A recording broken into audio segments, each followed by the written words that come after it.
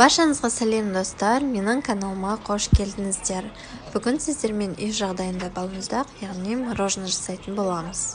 Бізге балмұздақ жасауға екі зат қажет. Оның біріншісі банан. Бананды осылай ашып, майда бөліктерге бөліп, морозильникке 15-20 минутқа салып қоямыз. 15 минут өткеннен кейін морозильниктен шығарамыз. Балмұздақ жасауға бізге қажетті зат ол сүт.